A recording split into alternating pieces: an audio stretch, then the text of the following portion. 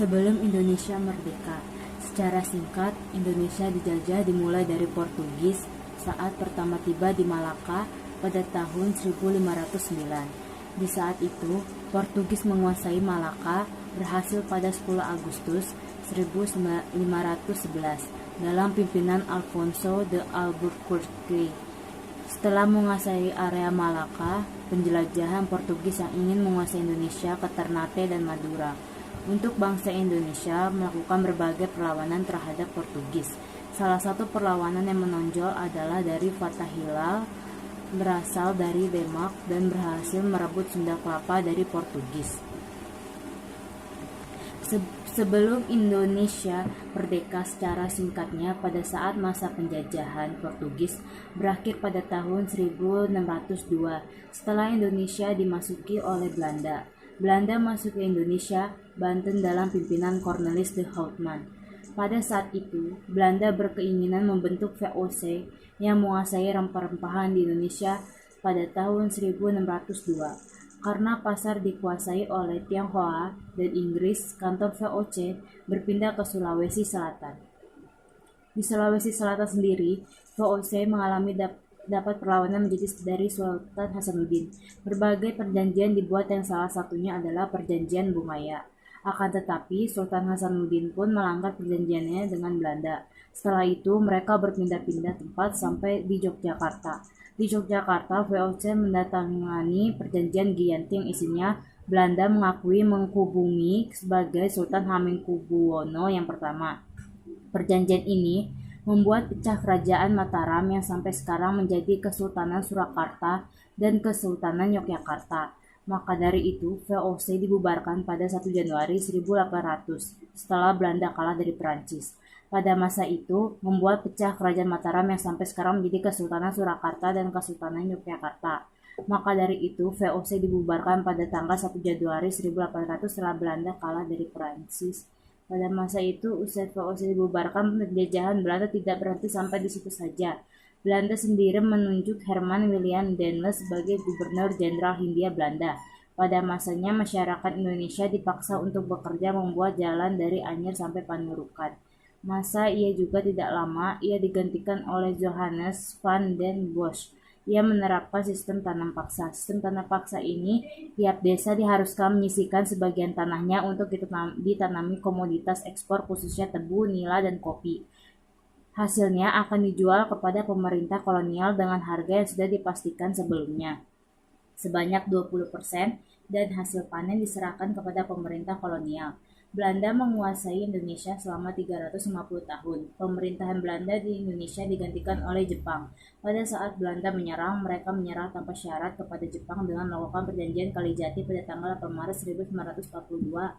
Pada pendudukan Jepang ini, selama 3,5 tahun dengan rentan waktu pada tahun 1942 dan berakhir pada tanggal 17 Agustus 1945.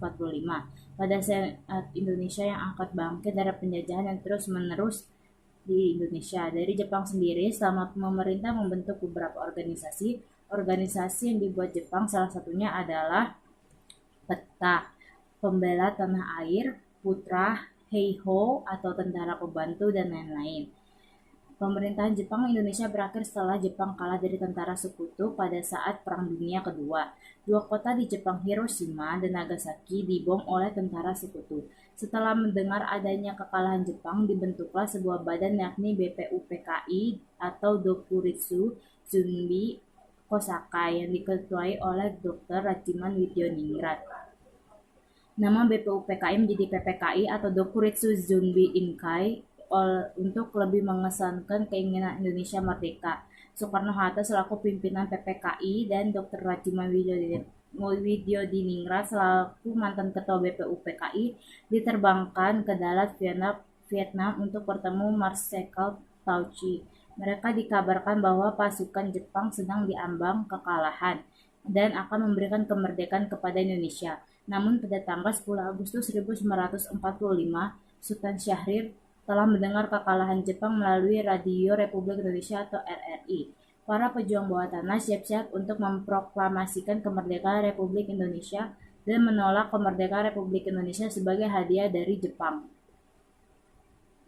Saat Soekarno-Hatta dan Radinman Widyodiningrat ke Indonesia, Sultan Syahrir mendesak agar cepat dilakukan proklamasi kemerdekaan. Soekarno belum yakin Jepang telah menyerah, dan Hatta menjelaskan bahwa Syahrir tidak berhak memproklamasikan karena akan menjadi bagian penting hak PPKI. Setelah mendengar kekalahan Jepang pada tanggal 14 Agustus 1945, golongan muda mendesak agar golongan tua cepat melakukan proklamasi kemerdekaan. Namun golongan tua tidak ingin terburu-buru, mereka tidak mau pertumpahan darah Indonesia terjadi. Soekarno-Hatta dan Ashman Soebardjo mendatangi rumah Laksamana Maeda membicarakan tentang kemerdekaan Republik Indonesia.